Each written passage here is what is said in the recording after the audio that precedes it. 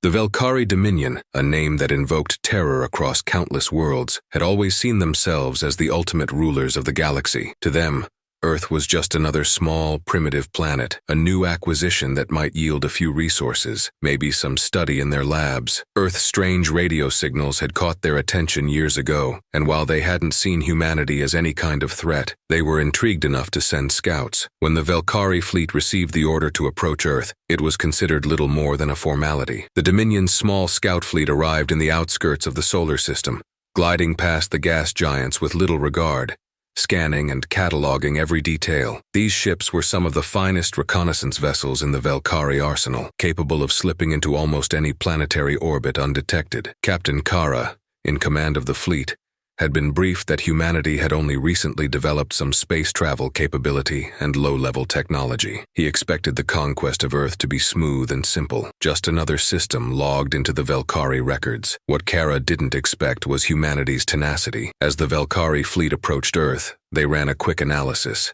dismissing the planet's space stations and satellites as inconsequential. Earth's defensive mechanisms appeared laughably primitive in their eyes, mere communication devices, a few research stations, and one or two low-grade weaponized satellites. Kara sent out a signal to Earth, a broadcast indicating the Velkari's intent to assist in Earth's assimilation into their galaxy-spanning empire. The response from humanity was delayed, with strange silences punctuating the transmission. The Velkari viewed this delay as a sign of human ignorance or fear, the expected reaction from a primitive race. When Earth's response finally came through, Kara and his officers were surprised. The humans, without fear, declared their intent to maintain their independence. They explained Earth was sovereign and would not be assimilated. The response was bold, if somewhat amusing in Kara's opinion. He imagined a small species clinging to its ego, unaware of the overwhelming power descending upon it. "Prepare for our descent," Kara ordered,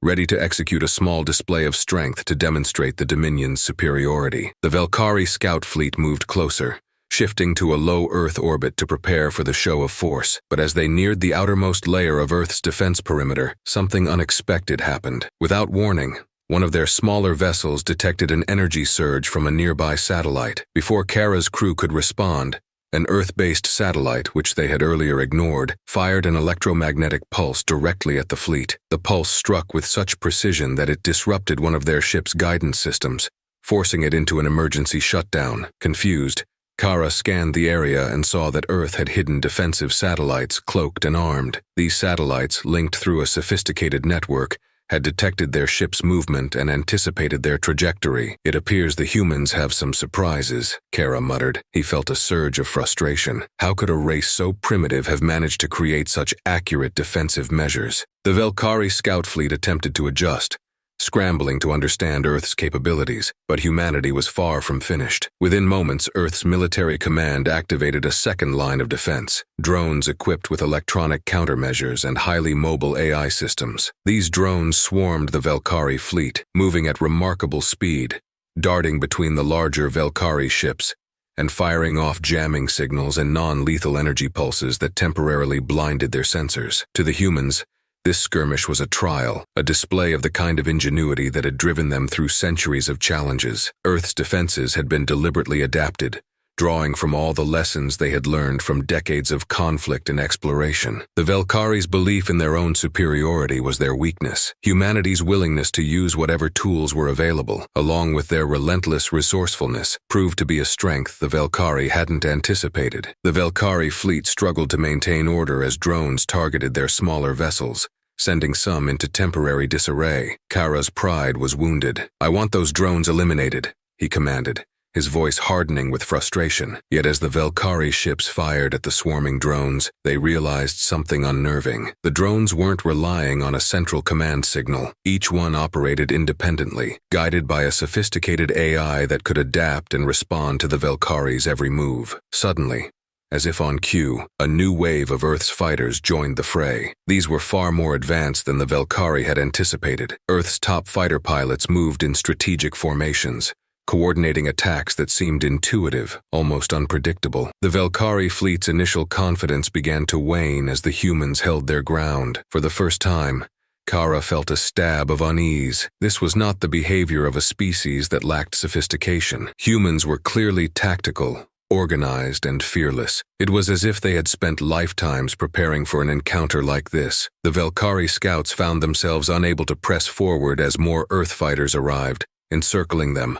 blocking their escape routes. Kara decided that the cost of further engagement would outweigh the small satisfaction of conquering Earth with just his scout fleet. "Fall back," he ordered, his voice sharp with frustration. The Velkhari ships, damaged and disoriented, began their retreat, shocked that they had been thwarted by a species they had deemed insignificant. Humanity had made its first stand, and it had held its ground. Earth's fighters withdrew back to their bases, and the drones returned to their hidden orbits. Across the world, people celebrated this unexpected victory, recognizing that they had just pushed back an alien fleet without needing to employ their strongest weapons. But while Earth celebrated, Kara and his surviving officers limped back to the Velkhari Dominion's nearest outpost. As he reviewed the battle, Kara could hardly believe what had happened. He knew he had underestimated humanity, a mistake he did not intend to repeat. This species, though young, was resilient and resourceful, traits that he knew could be dangerous. As Kara prepared his report, he knew the Dominion would not let this slight go unanswered. He couldn't deny that a small part of him felt wary about what lay ahead. Humanity had proven itself more than capable of facing an advanced threat, and even more disturbingly, had done so with courage and skill. This was a new kind of opponent, one that refused to back down. The Dominion would need a larger fleet, more firepower, and a greater strategy to bring Earth to heel. Kara realized he would be back, and next time, he would bring the full force of the Velkhari Dominion with him, but he couldn't shake the feeling that somehow, humanity would be ready. Word of the encounter with Earth spread quickly throughout the Velkhari Dominion.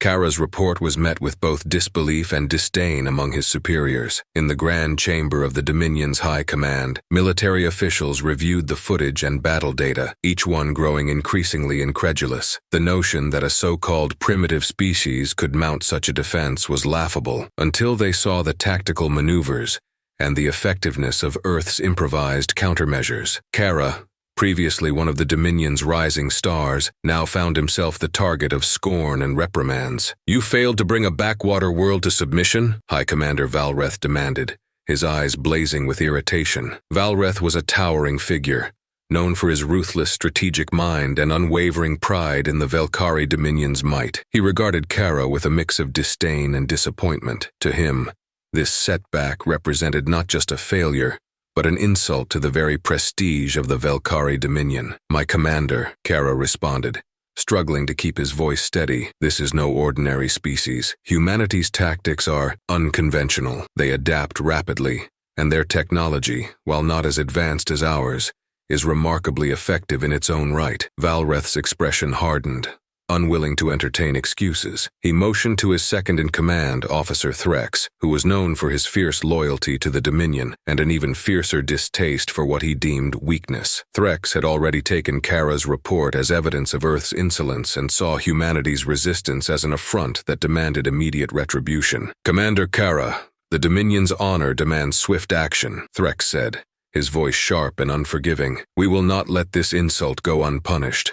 Earth will learn the consequences of challenging us." Without further deliberation, the High Command decided to mobilize a larger fleet. This time, they would not send a small scout team, but rather an armada of warships. Each vessel in the Velkhari fleet was equipped with the latest in Dominion weaponry, and this time, Valreth ordered advanced atmospheric assault units and ground forces prepared for deployment. Their plan was clear. They would crush Earth's defenses, subdue humanity, and make an example of this tiny planet. As the fleet assembled, whispers spread among the Dominion's ranks about humanity's unusual resilience. Many were dismissive, believing that Kara's failure was an anomaly. Yet there was a growing curiosity among the younger officers, who were intrigued by the idea of a species that had stood up to the Velkhari. The question lingered in the minds of those who dared to entertain it. Was humanity truly an anomaly, or was there something unique about them? Days later, the Velkhari fleet departed, their ships forming an imposing formation as they slipped into faster-than-light travel. Meanwhile, on Earth, humanity braced itself. The first encounter had not gone unnoticed by the global authorities,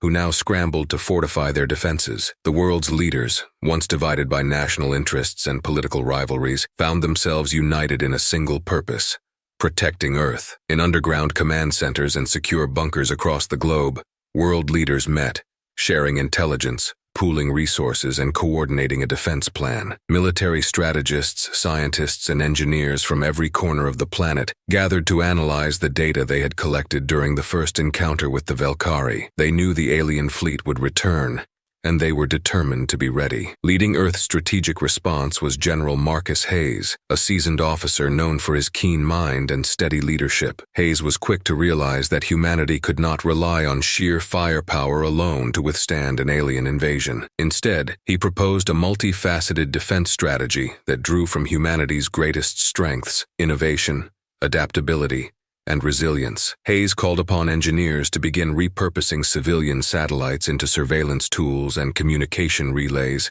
that could intercept and decode alien signals. Scientific teams worked around the clock to analyze the Valkyrie ship's technology and weaponry, while military forces trained in new tactics designed specifically for an extraterrestrial threat. As days passed, Earth's defense network grew more sophisticated, with each country contributing to a united planetary front. At the heart of the global defense initiative was Project Vanguard, a secret project initiated by a coalition of Earth's top military minds and scientists. Project Vanguard involved the development of a series of prototype weapons and tactical countermeasures based on insights gained from the first encounter with the Valkyrie. These included energy disruptors designed to interfere with alien technology, electromagnetic shielding for Earth's most vulnerable cities, and advanced missile systems capable of tracking targets moving at unprecedented speeds. One of the most innovative developments was a prototype fighter known as the Wraith, designed specifically for close-range space combat. The Wraith was small, fast, and equipped with cloaking capabilities,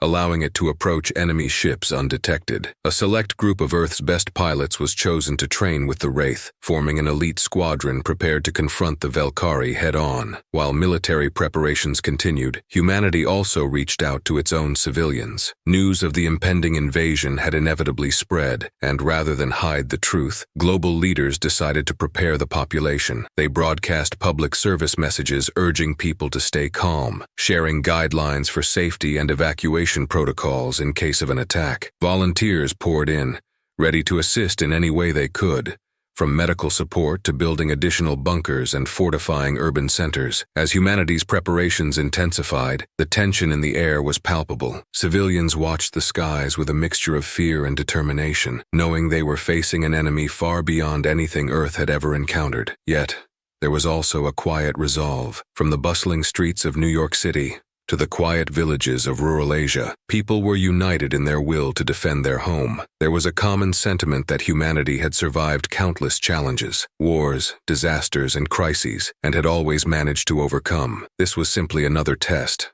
albeit an extraordinary one. When the Valkyrie fleet finally emerged in Earth's orbit, the sight was both awe-inspiring and terrifying. The ships were enormous, sleek, and advanced, casting shadows that stretched across continents. Each vessel was armed with weaponry that gleamed ominously, indicating power beyond anything humanity had ever faced. The Valkyrie ships positioned themselves in a tight formation, surrounding Earth's major population centers from a safe distance, ensuring that every corner of the planet was under surveillance. Back on the Dominion's flagship, High Commander Valreth watched Earth through a large viewing panel, his eyes narrowing as he observed the planet's defenses. Kara stood by his side, silent but tense. Though he had not forgiven Kara for his earlier failure, Valreth had brought him along as an advisor, hoping to gain insights into humanity's strategy. "Prepare the assault units," Valreth ordered. "This time, we will show them no mercy." In response, the Valkyrie ships activated their weapons, positioning themselves for a precision strike. Yet before they could fire, a series of signals flickered across their monitors. Earth's defense satellites, now linked in a global network, had detected the fleet's exact location and trajectory. Within moments, Earth's leaders gave the order, and the counterattack began. The skies above Earth ignited as the first wave of Project Vanguard's advanced missiles launched from concealed sites across the planet. These missiles moved with unprecedented speed, equipped with guidance systems that locked onto the Valkyrie ships, weaving through their formations and detonating in massive bursts of energy. The Valkyrie fleet responded immediately, firing back with beams of plasma and energy bursts that lit up the night sky like a distant storm. Meanwhile, Earth's elite Wraith squadron deployed, their cloaked fighters navigating through the chaos with precision. The Wraith pilots worked together, using Earth's atmosphere and gravitational fields to execute maneuvers that the Valkyrie pilots couldn't predict. They struck with surgical precision, targeting key points on the alien ships and then disappearing before the Valkyrie could retaliate. In the midst of the chaos, Valreth's confidence began to waver. Earth's defenses, once seen as laughable, were proving more formidable than he had anticipated. The humans were not simply reacting to his attacks, they were adapting, countering each move with speed and precision. "Impossible," Valreth muttered, gripping the edge of his control panel. How could a planet that had been dismissed as primitive be mounting such an effective resistance? As the battle raged on, it became clear to both sides that this conflict was far from over. Humanity, armed with resilience, ingenuity, and a fierce desire for freedom, would not surrender. And as the Valkyrie Dominion struggled to maintain its grip, an uneasy realization dawned on them. Earth was unlike any other world they had conquered. The battle over Earth escalated with each passing hour, transforming the sky into a blazing spectacle of light and sound. Both sides pushed their strategies to the limits, testing the strength and resilience of their opponents. Yet, beneath the chaos of missile strikes and plasma blasts, Earth's leaders had a hidden plan, a secret that could turn the tide of the battle. Amid the backdrop of battle, deep beneath the Earth's surface, a special facility hummed to life. Hidden in a remote mountain range far from any prying eyes, this facility was known only to the world's highest-ranking officials and the most trusted scientists and engineers. It was here that Project Genesis had been born, a project that had been kept under wraps for decades, designed to serve as Earth's ultimate line of defense in the face of an existential threat. Project Genesis was more than a weapon. It was a fusion of advanced AI technology and genetic research aimed at harnessing the full potential of human capabilities. At its heart was a revolutionary technology called nanite fusion. This technology could enhance a human's physical and mental abilities to unprecedented levels, allowing them to think faster, react more quickly, and endure far beyond normal limits. But the project had always been experimental. Never before had it been deployed in a real-world scenario, and there were significant risks involved. In the command center of the facility, Dr. Lila Hayes, the lead scientist on Project Genesis, reviewed the status of the project with her team. She was a brilliant geneticist and biochemist, a pioneer in nanotechnology, and also the sister of General Marcus Hayes, who had been leading Earth's defense efforts from the surface. She had spent years developing and refining Project Genesis, knowing that one day, Earth might need this technology in a dire situation. "Are we ready to initiate Phase 1? She asked, her voice calm but intense. "Almost, Dr. Hayes," her assistant replied, his eyes glued to the rows of monitors displaying complex data streams. "The nanite infusion system is stable, but we're still running simulations. The process is incredibly risky." Dr. Hayes nodded. She understood the dangers, but she also knew they had no other choice. The Valkyrie were far stronger than humanity, and without an edge, Earth's chances of survival were slim. She tapped a few commands into her console, bringing up a detailed file that outlined the subjects chosen for the Genesis program. Each one was a highly skilled soldier who had volunteered for this mission, fully aware of the risks. They were humanity's last hope. Miles away on the surface,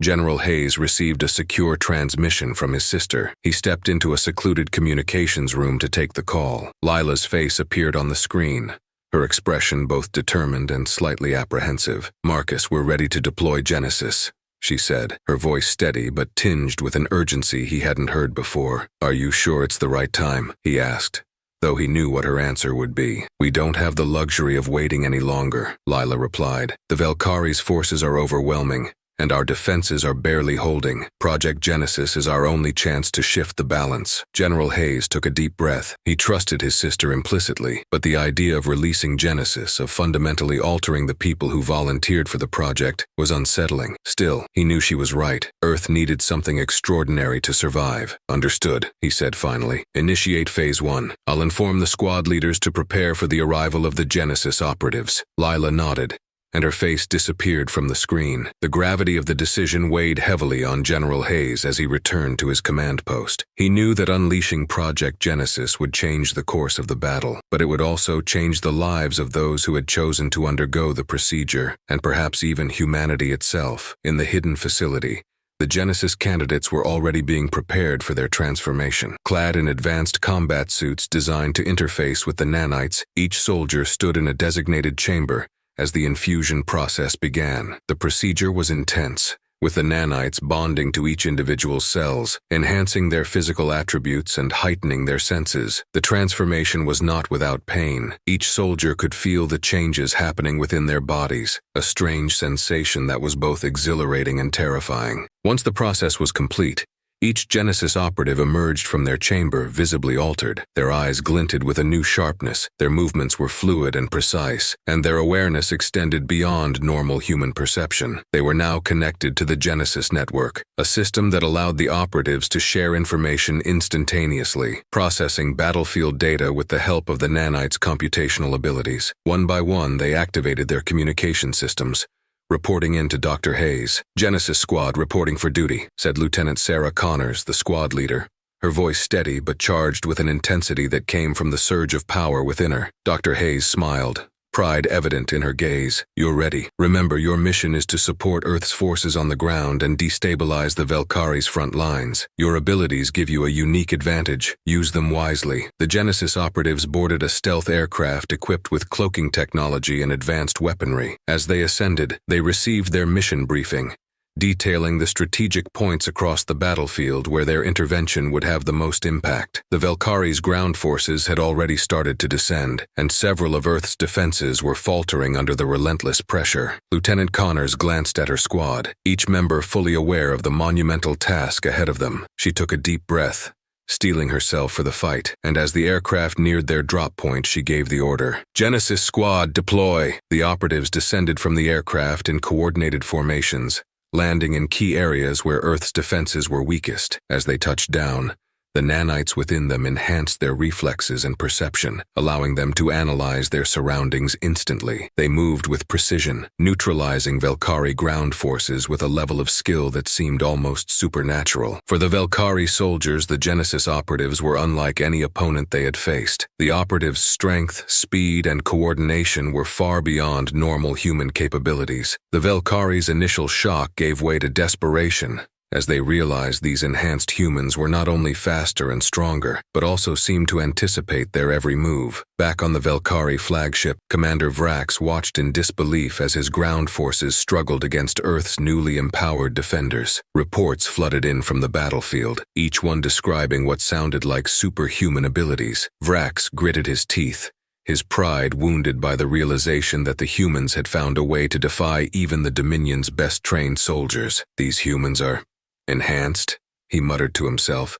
struggling to comprehend the situation. "Impossible." On the ground, Lieutenant Connors and her squad moved like a well-oiled machine, dismantling Valkyrie units with calculated efficiency. They used the nanite-enhanced network to communicate silently, anticipating threats before they even emerged. When a Valkyrie drone attempted to flank them, they disabled it in seconds, using a combination of speed and strategy that left their enemies bewildered. Within hours, the Genesis Squad had turned the tide in several key areas, allowing Earth's standard forces to regroup and launch coordinated counterattacks. The Valkyrie, unprepared for this level of resistance, found their previously flawless strategies unraveling. Meanwhile, Dr. Hayes monitored her team from the hidden facility, her face a mixture of relief and awe. Project Genesis was working even better than she had dared to hope, but she knew there were risks involved. The nanites could push the human body to extremes, and prolonged exposure could lead to side effects. She only hoped her team could hold out long enough to make a difference. As the sun began to set over the battlefield, the Genesis operatives continued their relentless assault, driving the Valkyrie forces back. Their success sent shockwaves through both Earth's Defense Command and the Valkyrie High Command. Humanity's secret weapon had proven itself, and for the first time, Earth's defenders felt a surge of hope. Yet, as the Genesis operatives regrouped, Lieutenant Connors received a secure transmission from General Hayes. His voice was calm but resolute. "You've done well, Genesis Squad," he said, "but be prepared. The Valkyrie won't take this defeat lightly. They'll send reinforcements, and next time they'll come prepared." Connors nodded, her expression fierce. "Let them come, sir. We're ready." As the Genesis Squad regrouped, the skies above filled with a dark and menacing fleet. The Valkyrie reinforcements had arrived. Larger, more advanced ships hovered over Earth, their shadows casting an ominous gloom over the battlefield. It was clear the Valkyrie Dominion was taking humanity seriously now, and this time they were prepared to crush any resistance with their full might. On board his flagship, Commander Vrax observed Earth's defenses, his expression a mask of cold determination. He had underestimated these humans once, but he vowed not to make the same mistake again. "Prepare the incineration drones," Vrax commanded, his voice low and deadly. "Let's remind these humans of their place." The Valkyries' newest weaponry was as sophisticated as it was brutal. The incineration drones were an elite class of drones, specifically designed to pierce through even the most fortified defenses. Armed with plasma cannons and stealth cloaking abilities, they were programmed to sweep over cities and strongholds, leaving devastation in their wake. On the ground, the Genesis Squad and Earth's defenders prepared for the new assault. The squad's leader, Lieutenant Connors, received intel on the incoming threat and immediately relayed the information to her team. The Genesis operatives exchanged a look. Each one of them knew that the Valkyries' counterattack would be unlike anything they had faced so far. "All right, Genesis Squad," Connors said, her tone unwavering. "We've got more than standard soldiers coming our way this time. These drones are designed to take out fortified strongholds.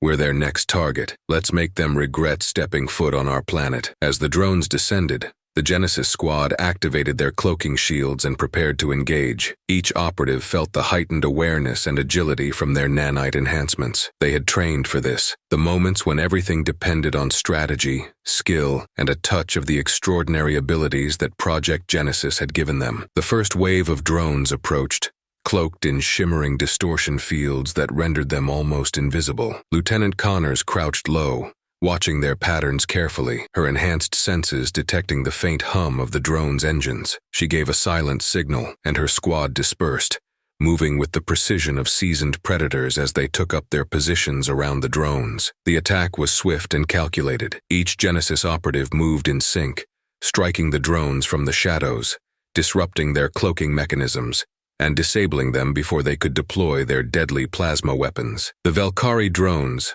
despite their advanced design, found themselves outmaneuvered and outsmarted by the Genesis Squad. Each drone that fell added to the squad's growing confidence. They were holding their ground against some of the most formidable technology in the galaxy. But as the Genesis Squad dismantled the first wave, the Valkyrie forces adapted quickly. Commander Vrax observed from his flagship, his expression turning colder with each loss. He clenched his fist, a spark of fury flickering in his gaze. These humans had more resilience than he'd anticipated, and he refused to let his forces be bested again. "Deploy the second wave," Vrax ordered sharply. "Increase their targeting range and recalibrate the cloaking frequency. Let them see what true Valkyrie firepower looks like." The next wave of drones descended, their cloaking fields now adjusted to evade even the Genesis Squad's enhanced vision. This time, the drones came equipped with advanced countermeasures, firing high-frequency pulses that disrupted the Genesis Squad's communication network. Lieutenant Connors felt her earpiece crackle as the squad's shared network faltered,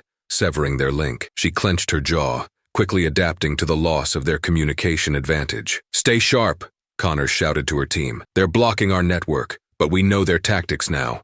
Stick together and move fast." The squad worked tirelessly, using their enhanced agility to stay one step ahead of the drone's lethal plasma blasts. They dodged, weaved, and counterattacked with relentless determination, disabling each drone through close-quarters combat, exploiting weaknesses in the drone's design that even the Valkyrie engineers hadn't anticipated. The Genesis Squad members pushed their enhanced abilities to the limit, moving at speeds that were nearly impossible for any ordinary human. Yet the Valkyrie's relentless assault didn't let up. The drones continued to come, and for every drone that fell, two more seemed to take its place. Despite their skills, the Genesis operatives began to feel the toll. The continuous attacks strained their nanite enhancements, pushing their bodies and minds past the limits they had trained for. Connors felt the weight of fatigue creeping in, but she refused to show any weakness. They had to hold the line. Meanwhile, in the hidden command center, Dr. Hayes watched the unfolding battle with mounting concern. She could see the strain on her team,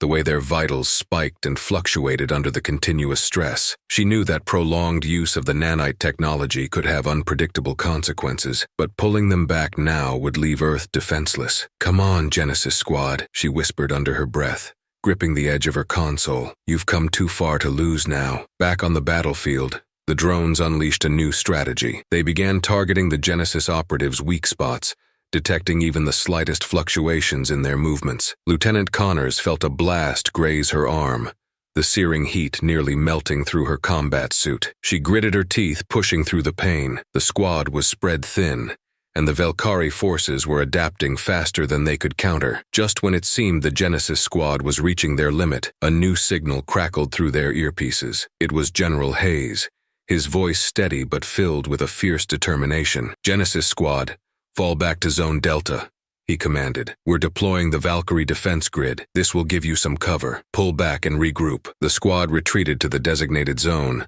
moving swiftly through the rubble-strewn landscape. The Valkyrie defense grid was an experimental system designed to create an energy shield strong enough to repel even the Valkyrie's most powerful attacks. It had only been tested in simulations, but the dire situation left no room for caution. As the Genesis squad regrouped, the Valkyrie defense grid activated, creating a shimmering barrier around them. The Valkyrie drones fired relentlessly at the shield, but their plasma blasts dissipated on impact, unable to penetrate the advanced energy field. The Genesis squad took a moment to catch their breath, the shield buying them precious time. Lieutenant Connors exchanged a look with her squad, each of them exhausted but still determined. The Valkyrie defense grid was holding, but it wouldn't last indefinitely. The Valkyrie would adapt, and soon they would find a way through. They needed a new strategy, a way to push back the relentless assault and buy Earth's defenders the time they desperately needed. As they gathered their strength, a plan began to form in Connor's mind. The Valkyrie were relentless, but their single-minded focus on aggression had left them with one major weakness. They underestimated humanity's ability to adapt and think on their feet. She quickly relayed her idea to the squad, each member nodding in agreement. "We're going to take this fight to them," she said, her voice filled with resolve. "The Valkyrie think we're defensive. They don't expect us to push back. Let's give them a surprise they won't forget." With the Valkyrie defense grid providing cover, the Genesis squad launched their counterattack. They moved as one, using the shield to shield their approach as they targeted the remaining drones with pinpoint accuracy. Each operative used their enhanced abilities to dismantle the drones, systematically breaking down the Valkyrie's forces. Commander Vrax watched in mounting frustration as his forces faltered under the humans' counterattack. These enhanced humans were unlike any opponent he had faced. Their resilience, their adaptability, it defied everything he had been taught about the primitive nature of humanity. Fury simmered within him, but he realized that brute force alone would not be enough to secure victory. The humans had shown a level of cunning and ingenuity that was impossible to ignore. Vrax knew he would have to recalibrate his approach, abandon the assumptions that had brought him here, and dig deeper into the Dominion's arsenal if he hoped to win this war. As the Genesis squad finished off the last of the drones, Lieutenant Connors took a moment to catch her breath, her gaze fixed on the darkening sky where the Valkyrie flagship loomed ominously above. She knew that this victory, however small, had shaken the Valkyrie's confidence, but she also knew they were far from finished. "Genesis squad," she called out, her voice carrying a fierce determination. "We're not done yet. Let's show them what humanity is really made of." The Genesis squad regrouped, their bodies battered but their spirits unbroken. As they prepared for the next stage of the battle, a familiar transmission crackled through their earpieces. Dr. Hayes with an urgent update. "Genesis squad, we've detected an anomaly," she said, her voice tense. "It looks like the Valkyrie have deployed something massive, right on the edge of our atmosphere. I'm sending you coordinates now." Lieutenant Connors glanced at the coordinates as they appeared on her wrist display, her expression hardening. The Valkyrie were bringing in something big, something they hadn't yet seen. She rallied her team with a nod. "Looks like they're throwing everything they've got at us. Let's go see what they're so desperate to unleash." The squad navigated through the ruins of their home city, a harsh reminder of the stakes they faced. Skyscrapers lay in ruins, and the streets were littered with the remnants of humanity's first encounter with the Valkyrie. The weight of their mission pressed heavily on each operative. They knew that each step forward was a step closer to either victory or extinction. As they approached the anomaly's coordinates, they felt a rumbling beneath their feet. The ground vibrated with an ominous energy, as though some terrible force was awakening. The squad members looked at each other, understanding that whatever they were about to face was likely unlike anything they had encountered before. They rounded a corner, and there it was, a towering Valkyrie war machine, an amalgamation of metal and organic matter. Standing stories high, it pulsed with a dark red energy, exuding a foreboding aura that seemed to weigh down the air around it. Its limbs were lined with thick, spiked armor, and at its center was a massive, weaponized core glowing like the heart of a star. The war machine emitted a low hum, a sound that resonated deep within the bones, sending a shiver through the squad. Dr. Hayes's voice came through, barely a whisper. That's a quantum obliterator, she said, awe and fear mingling in her tone. It's designed to destabilize atomic structures within a specific radius. If that thing activates at full power, it could wipe out everything within miles. Lieutenant Connors set her jaw, determination shining in her eyes. Genesis Squad, this is it. That monstrosity is a direct threat to humanity, and we're the last line of defense. If we don't stop it here, there won't be a tomorrow. Without hesitation, the Genesis Squad engaged. They activated every enhancement in their suits, maximizing their agility and strength. Moving with practiced precision, they spread out, creating a perimeter around the quantum obliterator. They would have to work as one if they had any hope of taking down something this powerful. The obliterator's core hummed louder as it detected the squad's presence. A series of laser cannons emerged from its sides, unleashing a barrage of plasma bolts in every direction. The squad dove for cover, their enhanced reflexes allowing them to dodge the deadly blasts, but the energy from each bolt sizzled through the air, grazing one of the operatives, Torres, who grunted as he narrowly avoided a direct hit. Connors barked orders over the comm. Torres, take the left flank. Pierce, support from above. We need to find a weakness in its armor. The team responded instantly, each operative moving into position. Torres sprinted to the left, circling around the machine, while Pierce activated his grappling mechanism, scaling a nearby building to get a bird's-eye view. From his vantage point, Pierce scanned the obliterator, analyzing its movements and searching for a vulnerability. There, Pierce shouted, spotting a cluster of exposed circuits at the base of the machine's core. If we can hit that spot, we might be able to disable its power flow temporarily. Connors acknowledged him, her mind already calculating the risk. We'll need to synchronize our attack. That core will be heavily shielded. Timing is everything. The squad coordinated their movements with expert precision, each operative preparing for a joint assault on the core. As they moved in, the obliterator's sensors detected their approach. The machine let out a deafening screech, and its energy output intensified. Plasma cannons whirred to life, spewing torrents of energy at the operatives. Despite the onslaught, the squad pressed forward. Connors and Torres managed to get close enough to the base of the machine, dodging its attacks with a combination of agility and sheer willpower. They each launched their grappling hooks, securing themselves to the base as they prepared to attack. Pierce, positioned above, gave the signal. Now, in unison, Connors and Torres fired concentrated energy rounds directly at the exposed circuits. The rounds hit their mark, and the obliterator's core sputtered, its glow dimming for a brief moment as the energy flow faltered. The machine staggered, its towering form wavering as its systems struggled to recalibrate. Hit it again, Connors shouted, adrenaline coursing through her veins. We're wearing it down. Just as they prepared to launch another attack, a new threat emerged. The ground rumbled, and from the shadows appeared a group of Valkyrie soldiers, elite guards that had accompanied the war machine. They moved with an eerie coordination, their faces hidden behind dark visors that gave them a menacing insectoid appearance. The squad quickly recalibrated, dividing their attention between the obliterator and the Valkyrie guards. Connors took the lead against the soldiers, her every move calculated and lethal. She ducked and weaved, using her enhanced reflexes to dodge their strikes while landing blow after precise blow, disabling each enemy one by one. Meanwhile, Pierce continued to provide cover fire from above, his shots keeping the guards at bay. Torres stayed focused on the obliterator, determined to keep it from fully rebooting. He targeted the core with everything he had, relentless in his assault. The battle was fierce, and the squad was pushed to their limits. The obliterator's core continued to flicker as Torres landed each shot, but the machine showed no signs of backing down. It retaliated with renewed ferocity, releasing a shockwave that sent Connors and Torres sprawling across the ground. Dr. Hayes's voice crackled in their ears. Squad, we're detecting instability in the core. If you can sustain the damage, it may trigger a chain reaction, but you need to act fast. Connors staggered to her feet, her body aching but her resolve unbroken. You heard her, team.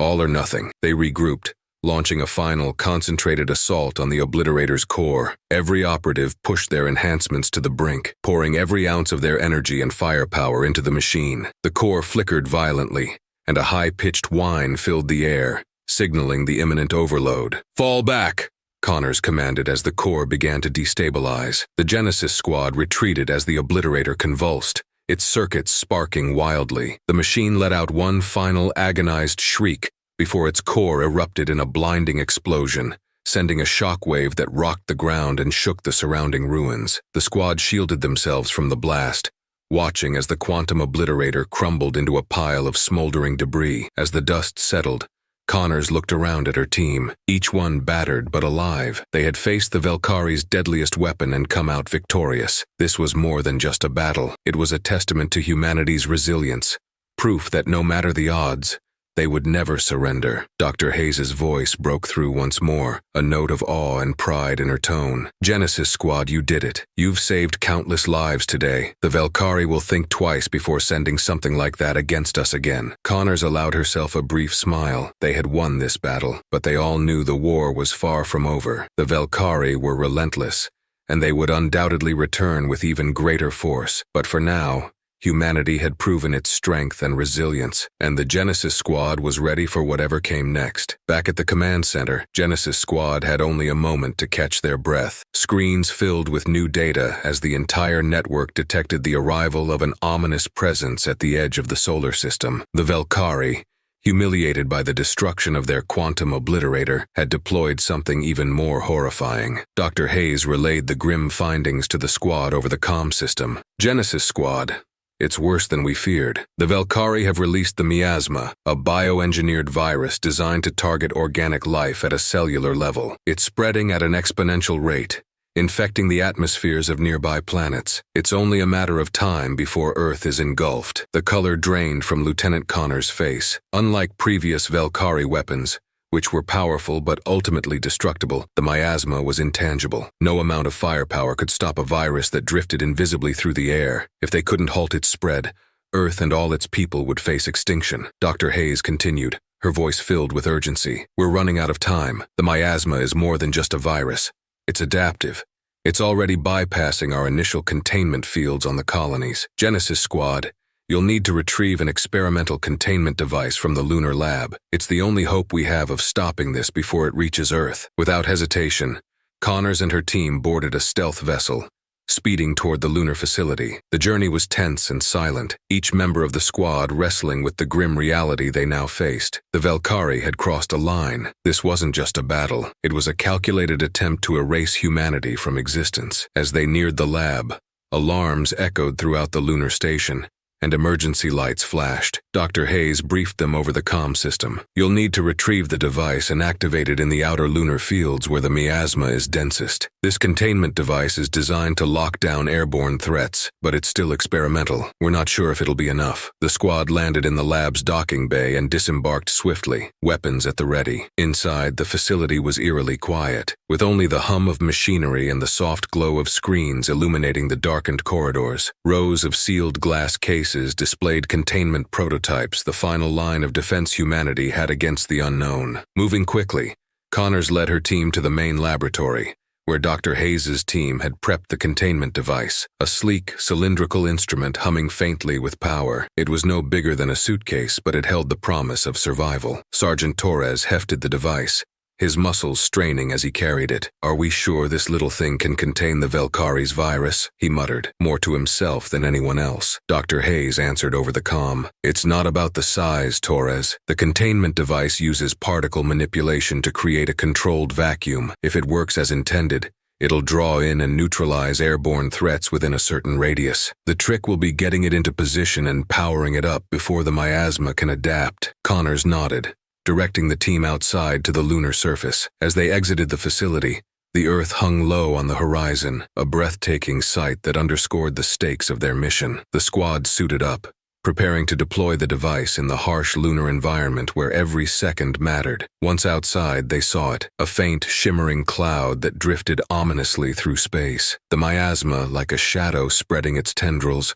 was already beginning to seep across the lunar surface. Connors could feel the danger, an almost palpable dread radiating from the invisible threat. Set up the device here, she ordered. Let's give this thing every chance of success. As Torres positioned the containment device, a new alert crackled over their comms. It was Dr. Hayes, her voice filled with panic. Genesis Squad, we've got Valkyrie forces inbound. They know what you're trying to do, and they're sending reinforcements to stop you. Connors swore under her breath. Of course, the Valkyrie wouldn't simply sit back and let them neutralize their bioweapon. She signaled her team, positioning them around the containment device, each member taking up defensive positions. Within moments, the Velkari ships appeared on the horizon, their sleek, deadly forms silhouetted against the starry sky. They moved with menacing purpose, closing in on Genesis Squad with ruthless efficiency. The squad braced themselves, each one fully aware that they were humanity's last hope. The first wave of Velkari soldiers descended, their black armor glinting in the harsh lunar light. Genesis Squad fired in unison, their weapons lighting up the stark landscape. Plasma bolts streaked across the lunar surface, striking down the advancing Velkari. But for every soldier that fell, another seemed to take its place. Amid the chaos, Torres activated the containment device. It began to hum, a low frequency that sent vibrations through the lunar dust. Slowly, the miasma's shimmering tendrils started to move toward the device, drawn by its powerful vacuum field. But the Velkari continued their assault, determined to halt Genesis Squad at any cost. "Hold the line," Connors shouted, her voice cutting through the sounds of battle. "We just need to buy time." The squad fought with everything they had, firing relentlessly to keep the Velkari soldiers at bay. Lieutenant Pierce managed to disable 2 of the Velkari's exosuits, forcing the soldiers inside to retreat. Connors took down 3 more with precise shots, her focus unyielding despite the overwhelming odds. As the miasma was slowly pulled into the containment device, the Velkari soldiers grew desperate. They intensified their attack, firing plasma rounds that scorched the lunar surface and sent chunks of rock flying through the air. Torres took a hit to his shoulder,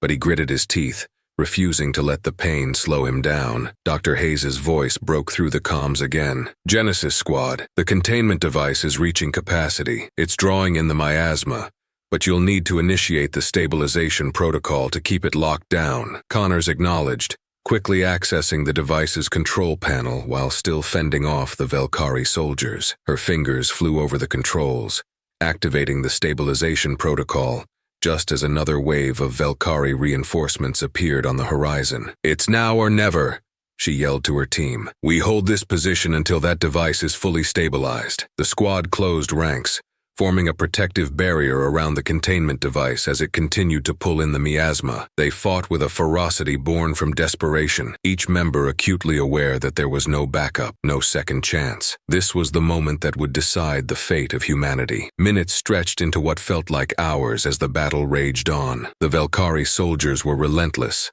their ranks seemingly endless, but Genesis Squad held their ground, refusing to let even one enemy get past them. Finally, the containment device emitted a high-pitched beep, signaling that the miasma had been fully neutralized. The shimmering tendrils were gone, contained within the device's vacuum field, unable to infect any further. Connors let out a breath she hadn't realized she was holding, relief flooding over her. But there was no time to celebrate. The Velkari soldiers showed no signs of retreating, and Genesis Squad was running low on ammo. They needed to get the containment device back to the lunar lab before the Velkari managed to reclaim it. "Fall back," Connors commanded. "We've got what we came for.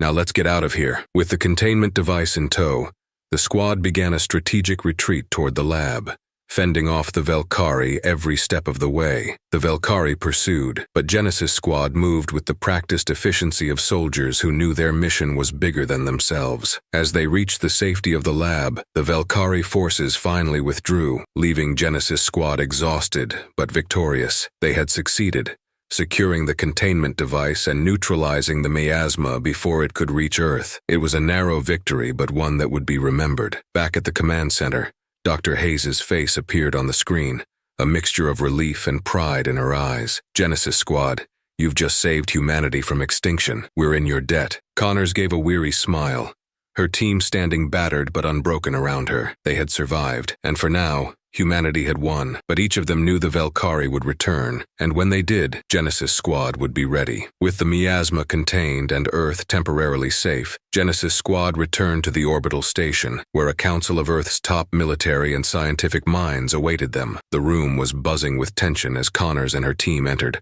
all eyes turning to the heroes who had averted an extinction-level event. General Cortez, a battle-hardened strategist with piercing eyes, nodded as Connors stepped forward. "Genesis Squad, you've proven that humanity isn't just going to survive.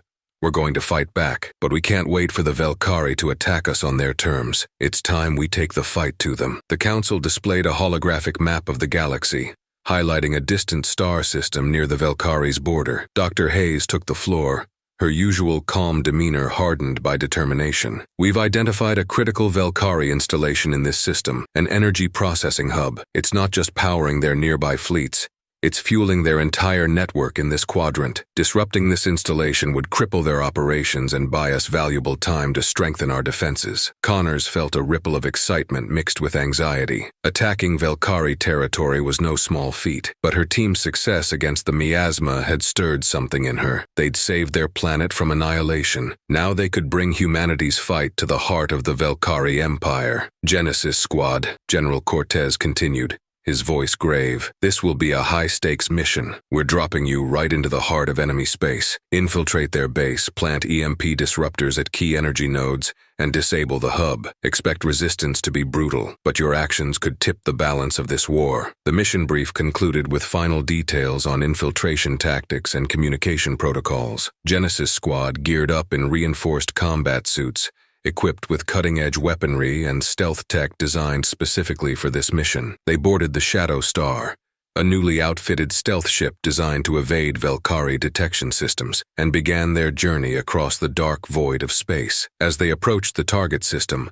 the weight of the mission settled heavily on the squad. They reviewed tactical maps and memorized the layout of the Velkari installation. It was a sprawling complex nestled between two asteroid belts, protected by orbital turrets and layers of reinforced shielding. Their approach would need to be precise, leaving no room for error. The Shadow Star coasted into the outer edge of the Velkari system, its cloaking mechanisms blending seamlessly with the blackness of space. Lieutenant Pierce, the squad's navigation specialist, guided the ship through the asteroid field with practiced precision, avoiding detection while weaving between massive rocks. Inside the ship, Sergeant Torres adjusted his equipment, cracking a rare smile. "I always knew we'd end up on the offensive. Nothing like giving the Velkari a taste of their own medicine." Connors nodded, her expression hard but focused. "They've shown us what they're capable of, but they have no idea what we can do. We're not just defending Earth, we're setting a new standard. Let's remind them why underestimating humans was their first mistake." Finally, they reached the edge of the installation's detection range. Connors signaled for silence as Pierce ran a final systems check. The Shadow Star glided in smoothly, undetected. From their vantage point,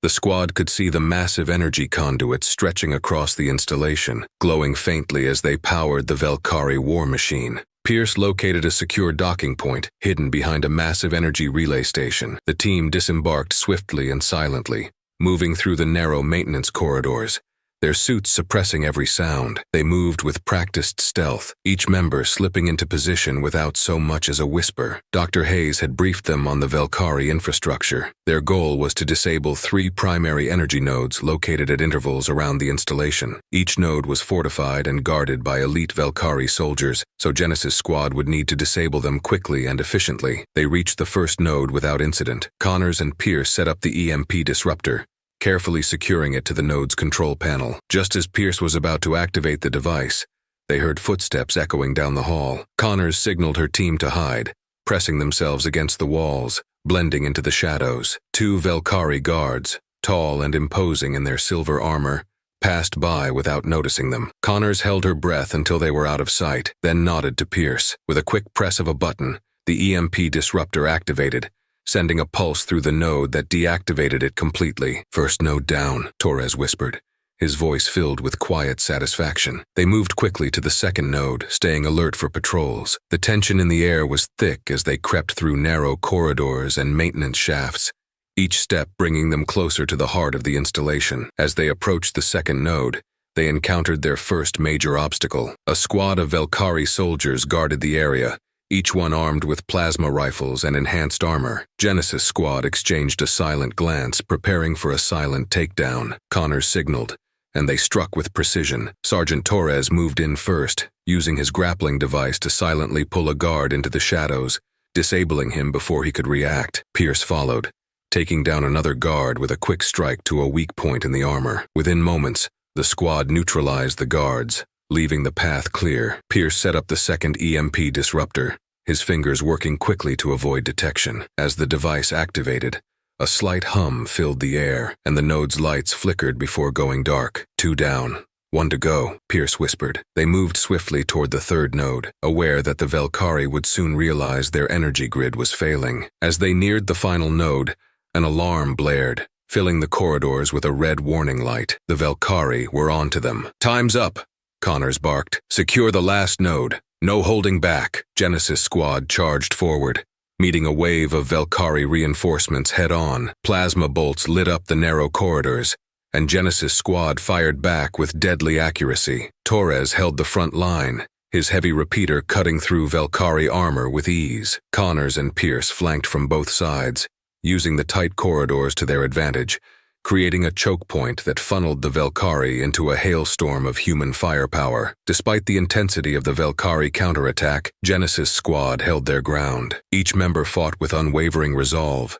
driven by the knowledge that this strike was vital to Earth's survival. Connors herself took down several Velkari soldiers with precise shots, her every move calculated and efficient. Finally, they reached the last node. Connors and Pierce set up the EMP disruptor, each of them covering the other as they worked. The Velkari forces surged toward them, but Torres and the rest of the squad fought them off, providing cover until the device was activated. With a final pulse, the third node deactivated, sending a shockwave through the entire installation. The lights flickered and went dark, and the sound of energy relays shutting down filled the air. The Velkari power hub was disabled. "Mission accomplished," Connors shouted over the comms. "Fall back to the extraction point." Genesis Squad fought their way through the installation, Velkari forces converging on them from all directions. The squad moved as one, each member covering the others, their teamwork a flawless display of discipline and training. They reached the extraction point and boarded the Shadow Star, the ship's engines roaring to life as Pierce initiated the launch sequence. As the Shadow Star blasted away from the Velkari installation, they could see the effects of their sabotage. Without power, Velkari ships in the surrounding area drifted helplessly, unable to respond. The once mighty Velkari hub lay dark and powerless, a testament to humanity's resolve. "Genesis Squad, you did it." General Cortez's voice crackled over the comm system. "The Velkari just learned that humanity isn't backing down. This is only the beginning." Connors felt a surge of pride as they sped back toward Earth. They had struck a blow against their oppressors, proving that humanity was capable of not just surviving, but pushing back. The Velkari had called humanity weak, but they'd just been dealt a hard lesson. As they returned to Earth, Genesis Squad knew that this victory would be a rallying cry, a reminder that humanity would fight for their place among the stars, no matter the odds. Back on Earth, news of Genesis Squad's successful strike against the Velkari hub spread like wildfire. Humanity's first direct assault on enemy territory had boosted morale across the globe, filling Earth's citizens with pride and hope. But as humanity celebrated, it became clear that their actions hadn't gone unnoticed by the galaxy's other species, both allies and adversaries alike. In the following weeks, Earth's diplomats found themselves navigating a new and complex landscape of intergalactic politics. For centuries, Earth had been largely ignored by the other civilizations, seen as insignificant and underdeveloped. But now, their show of strength against the Velkari had shifted that perception. Messages began flooding in from various alien factions, some congratulating humanity on their bravery, while others voiced concerns or outright disapproval. Captain Connors and her team were called to a meeting with Earth's High Council, a governing body formed to handle humanity's newfound interactions with the galaxy's powers. As Connors entered the council chamber, she saw the faces of Earth's top leaders, military strategists, and diplomats. The room was filled with a tense energy, a mixture of pride and uncertainty. Ambassador Ryan, a seasoned diplomat who had been instrumental in Earth's early interstellar outreach, addressed the room. "Genesis Squad, your actions have done more than strike a blow against the Velkari. They've put Earth firmly on the galactic map, and while many of us are thrilled by that,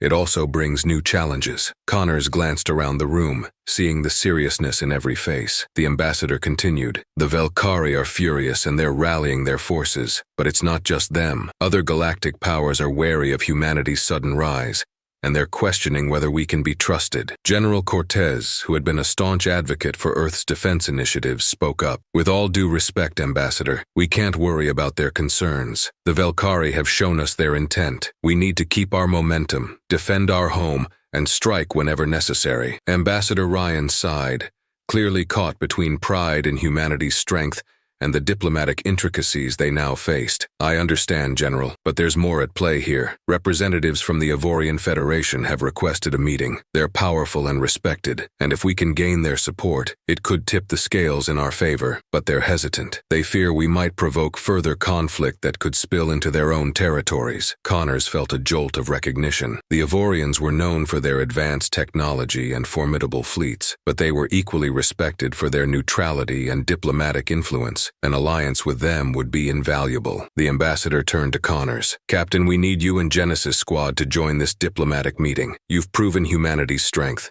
but now we need to prove our intentions. We want the galaxy to see us as more than just warriors. We need them to see that we are willing to be allies, not conquerors. Connors nodded, feeling the weight of the responsibility. She knew that this mission would be different. Unlike a combat operation, there would be no weapons, no tactical plans, only words and gestures. She couldn't rely on firepower to make her point, only diplomacy and trust. A week later, Genesis Squad arrived at the neutral meeting point on the Ivorian space station, a massive structure orbiting the serene blue-green planet of Avaris. The station itself was a marvel, adorned with intricate architecture and shimmering with bioluminescent designs that seemed to pulse with a life of their own. As they disembarked from their shuttle, Connors and her team were met by a group of Ivorian officials. Their guide, an Ivorian diplomat named Celia, greeted them with a calm and respectful demeanor. Welcome, Captain Connors. Genesis Squad, the Ivorian Federation is honored to host you here. We look forward to understanding your people better. Connors inclined her head respectfully. Thank you, Celia.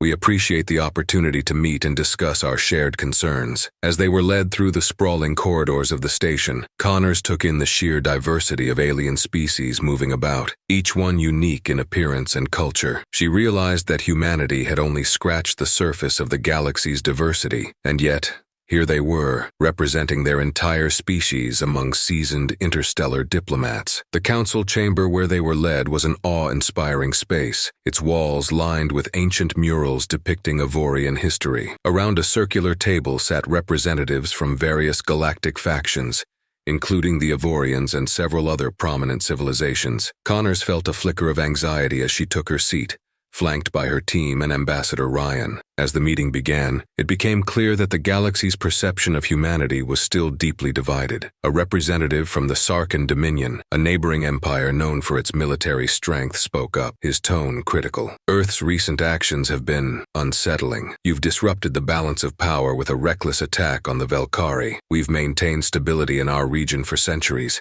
and now you threaten it. Connors held her temper, knowing that any display of defiance would only confirm their fears. Ambassador Ryan responded diplomatically. Our actions were defensive.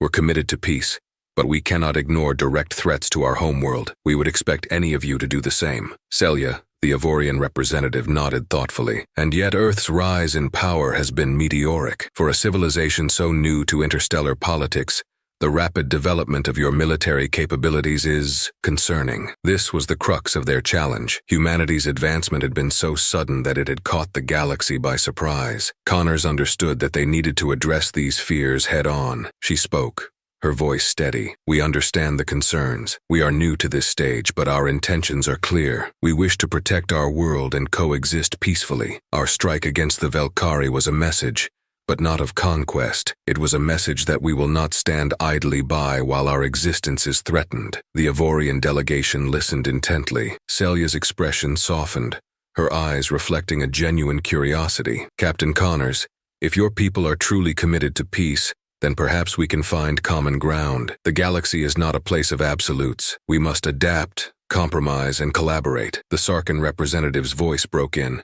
still skeptical. And what of your military buildup? How can we be sure Earth isn't preparing for a larger conquest? Connors chose her words carefully. Our military advancements are for defense. Earth has faced too many threats in recent years to leave ourselves vulnerable, but we have no interest in expansion or dominance. In fact, we would welcome alliances and shared resources. Earth isn't here to disrupt the galaxy. We're here to protect ourselves and to learn. Her words seemed to resonate with the council. A few more representatives voiced their questions, each one addressing different aspects of humanity's rise. Throughout it all, Connors and Ambassador Ryan answered with patience, stressing humanity's desire for peace, even as they maintained their right to self-defense. As the meeting progressed, Celia leaned forward, her tone hopeful. Captain Connors, We Avorians value peace, but we also value strength and resilience. Perhaps there is a way forward, a way for Earth to contribute to the safety of all without being seen as a threat. She proposed an alliance, one where Earth would offer technological expertise and defensive support in return for Avorian diplomatic backing. It would be a partnership built on mutual respect, one that would help reassure the galaxy of Earth's intentions,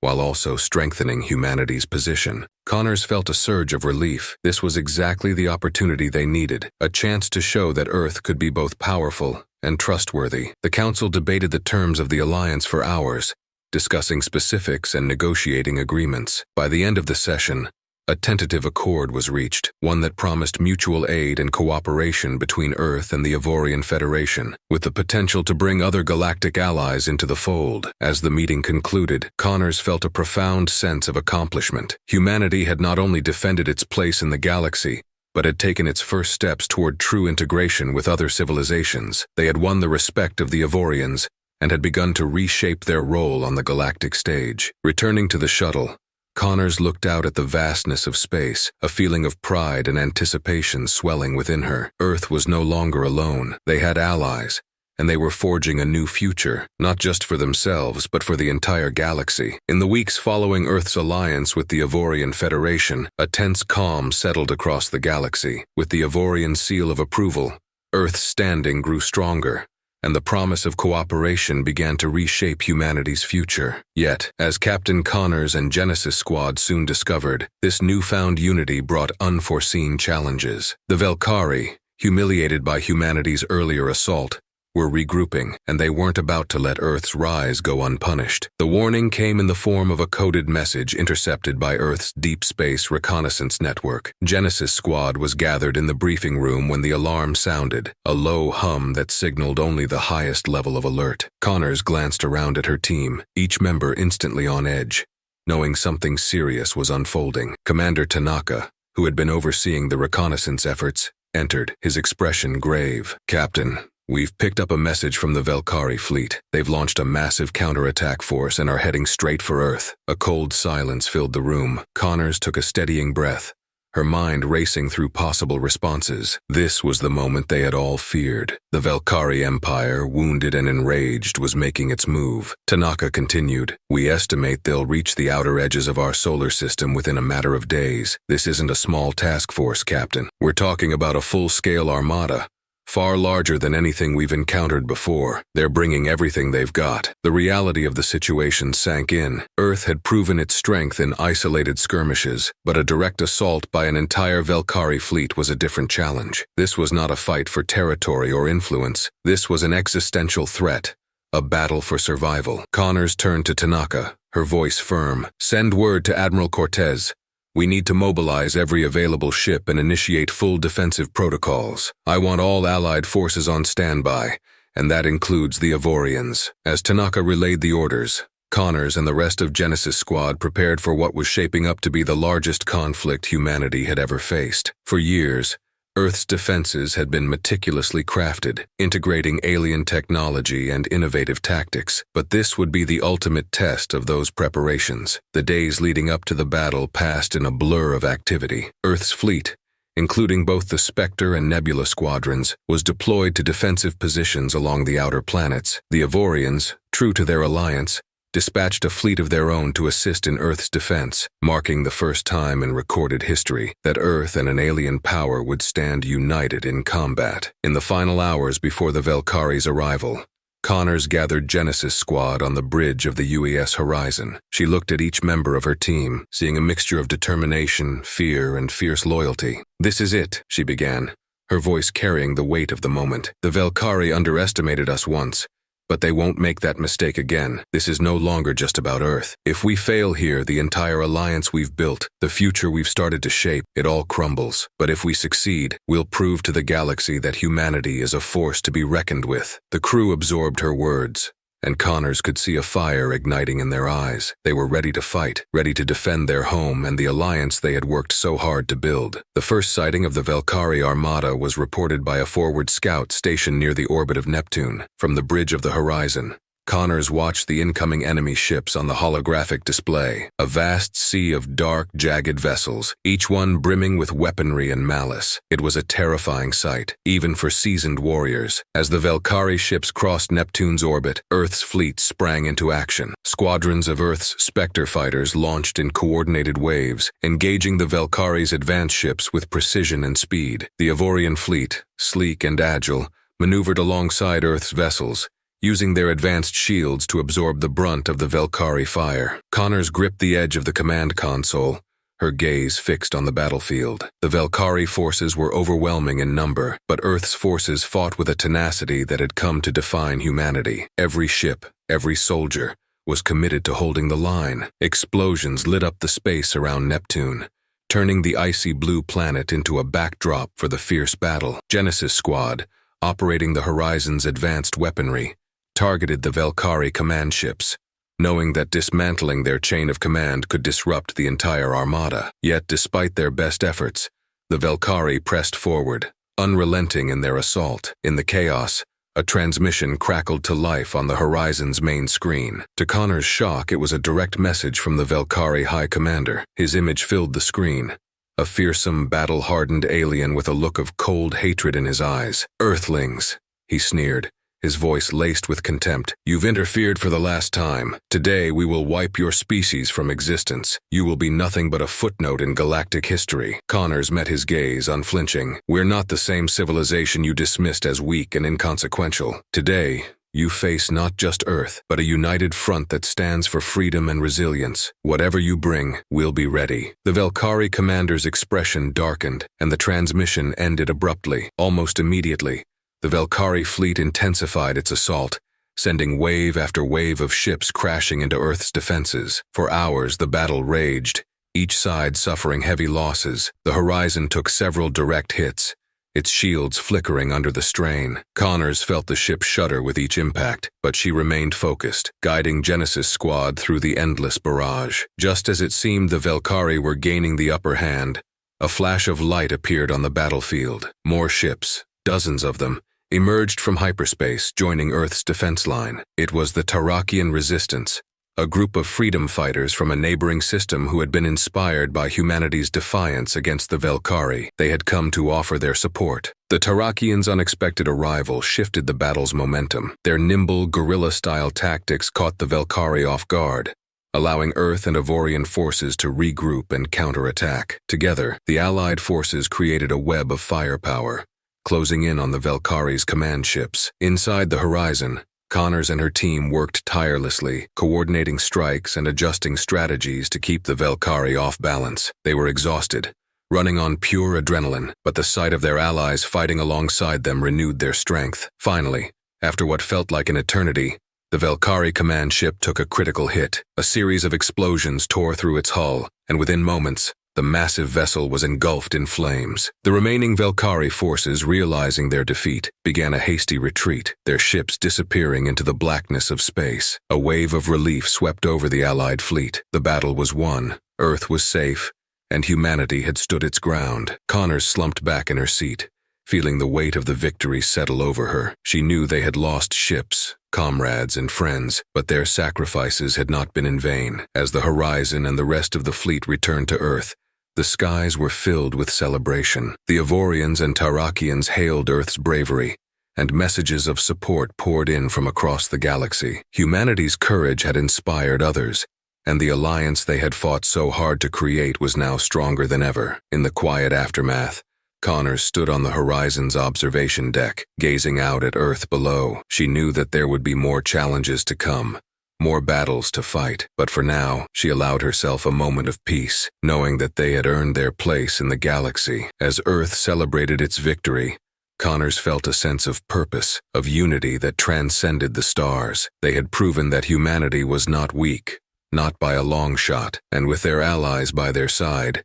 They would continue to shape the galaxy's future, one battle at a time. The Velkhari defeat sent ripples across the galaxy, but humanity knew that one battle was not the end. The victory against the Velkhari had proven that Earth was far from the weak, isolated planet that galactic powers once saw. Yet, with the galaxy watching and alliances blooming, humanity's journey was far from over. In the days following the Velkhari retreat, Captain Connors and Genesis Squad worked tirelessly to rebuild Earth's defenses, knowing well that new threats might arise at any moment. In the quiet intervals, Connors allowed herself moments to reflect, often returning to the observation deck to gaze out at the stars. She could feel the weight of responsibility settling on her shoulders, not only for Earth's safety, but for the galaxy's future. One day, Connors was called to an emergency council session at Unity Station, a newly constructed hub orbiting Earth where representatives from various allied planets convened. The room was filled with leaders from the Avorians, the Tarakians, and delegates from other worlds that had witnessed Earth's resilience and were eager to stand beside humanity. Admiral Cortez greeted Connors with a nod as she entered the room. "Captain, we've received troubling reports from the outer sectors. The remnants of the Velkhari Empire are rallying, but this time, they're aligning with other hostile factions. It seems they're not ready to let their defeat go unanswered." Connors processed this quickly. The Velkhari's wounded pride and damaged empire were more dangerous now than ever. United with other factions, they could strike with the fury of revenge, hoping to take down Earth's newfound alliance. Cortez continued, "Their objective appears clear. Destabilize our coalition before it has the chance to solidify. If they succeed, we could see alliances fracture under pressure, leaving each planet vulnerable once more." The thought of fractured alliances and broken trust among Earth's allies was daunting. Connor's gaze swept over the council members, some visibly anxious, others resolute. Her mind raced, drawing from every strategic lesson she'd learned and every battle she'd fought. Taking a deep breath, she stood. "This alliance we've built is more than a temporary defense pact. It represents a new way forward. The Velkhari want us divided because they know a united front is stronger than anything they could field against us, but they've underestimated the bonds we've forged." One of the Avorian diplomats spoke up. "Captain Connors, the Avorians stand with Earth, but as a galaxy of diverse worlds, we each have our strengths and our doubts. Unity is easier declared than achieved." Connors nodded, understanding the diplomat's reservations. "Unity isn't easy, but it's the only way forward. Our diversity, the very differences the Velkhari see as a weakness, is our greatest strength. We don't need to be the same to fight for a shared future. We need only to respect each other's values and stand firm in our commitment to protect one another." Silence fell over the room, and Connors could see her words resonating with those present. The Avorians nodded in silent agreement, their respect for humanity's fierce independence and loyalty unspoken yet clear. The Tarakian representative, a towering figure with a gentle yet formidable presence, stood to address the council. "The Tarakians have fought for our survival against countless threats, but never have we seen such valor as we have in humanity. We will not abandon our allies. We will stand with Earth and with every world that values freedom and unity over tyranny." Admiral Cortez exchanged a look with Connors, pride evident in his expression. They were beginning to see the fruits of their efforts, the alliances solidifying under a banner of mutual respect and shared destiny. As the council adjourned, Connors found herself surrounded by allies, some of whom she'd never imagined standing beside. They were diverse, resilient, and determined, a living testament to what they had achieved. Yet despite the encouraging words, she knew the hard work was just beginning. The Alliance's fleet assembled in orbit over Earth, a sight to inspire awe and a sense of purpose. Ships from dozens of worlds, each with its unique design and culture, floated together in formation. The UES Horizon, with Genesis Squad at the helm, was at the center, a symbol of Earth's commitment and leadership in the galaxy. As the fleet prepared to depart, Connors received a private transmission from Admiral Cortez. His face, weary yet determined, appeared on her screen. "Captain, the Council has approved a coalition mission to dismantle the remnants of the Velkhari threat before they can regroup. I want you and Genesis Squad to lead the vanguard. You've earned the respect of every leader here. Show them what humanity is capable of." With a final salute, Connors ended the transmission and turned to her crew. Each member of Genesis Squad was ready, their faces set with determination and a fierce sense of duty. "All right, team," she said, her voice calm yet commanding. "We've shown the galaxy what Earth is made of. But our job isn't done. We're heading out to finish what we started and secure peace for ourselves and our allies. The fleet jumped to hyperspace, moving toward the Velkhari stronghold. Each ship in formation held a crew united by the shared purpose of preserving the fragile peace they'd fought so hard to create. As they approached the Velkhari stronghold, the enemy fleet loomed on the horizon, dark and menacing. The Velkhari ships had regrouped, their formations tight, and their weapons primed. Connors felt the weight of the task before them, but also the unity that had been forged through countless sacrifices and shared struggles. The battle that followed was fierce, with each allied ship executing maneuvers that demonstrated the strength of their collaboration. Connors led Genesis Squad through the heart of the Velkhari fleet, targeting critical systems with precision. The Velkhari fought with the desperation of a cornered beast, their attacks relentless, but the Allied fleet responded with unyielding strength and coordination. At one point, as the horizon sustained heavy fire, Connors caught sight of an Avorian ship moving to cover them, deflecting an incoming barrage that could have crippled her vessel. In return, Genesis Squad redirected fire to assist a Tarakian cruiser struggling against a Velkhari dreadnought. Hours into the battle, the Velkhari defenses began to crumble. Their flagship, a symbol of their might, sustained a direct hit to its core, erupting in a massive explosion that sent shockwaves across the battlefield. The remaining Velkhari forces faltered, their formations breaking as fear overtook their ranks. As the last remnants of the Velkhari fleet fled, the Allied ships regrouped, their formations still strong. The horizon's bridge was filled with a palpable sense of relief, tempered by the exhaustion of a hard-fought victory. They had done it, together. They had dismantled a threat that sought to divide and conquer, proving that unity could overcome even the most formidable foes. With the Velkhari defeated, Connors and her team returned to Earth, where the coalition leaders gathered to honor the Allied fleet's bravery and sacrifice. The galaxy had been changed forever. Humanity, once seen as an insignificant outlier, was now a beacon of resilience and unity, its place in the galaxy firmly established. In the days that followed, the coalition's leaders signed the Galactic Accord, a pledge to stand together against any future threats. Humanity had forged its legacy, not through conquest or domination, but through courage, determination, and the power of alliance. As Captain Connors looked to the stars from the horizon's bridge, she knew that Earth's journey in the galaxy was just beginning. They had proven themselves not as conquerors but as protectors, and with allies by their side, humanity would continue to chart its path, ready to face whatever the universe had in store.